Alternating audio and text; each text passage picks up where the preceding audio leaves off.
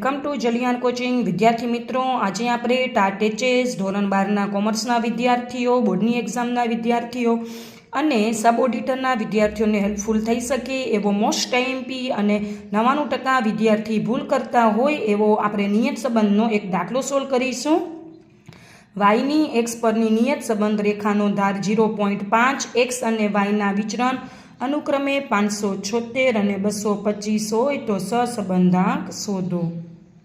મિત્રો, આપણે દાખલો સોલ્વ કરવા માટે લખશું b બરાબર 0.5, એક્સનું વિચરણ આપેલ હતું એટલે એસનો સ્ક્વેર એક્સ બરાબર 576 એટલે પ્રમાણિત વિચરણ મળી જશે આપણને 24. વાયનું વિચરણ આપેલ હતું એટલે એસનો સ્ક્વેર વાય બરાબર 225 એટલે એસ વાય મળી જશે 15.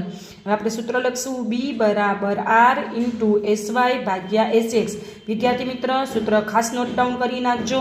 ભાગ્યામાં એસ એક્સ આવે અને ગુણ્યામાં એસ વાય આવે. b બરાબર 0.5 બરાબર r ઇન્ટુ 15 ભાગ્યા 24. સાદું રૂપ આપશું.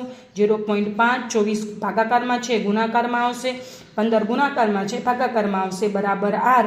તેથી r બરાબર 0.8.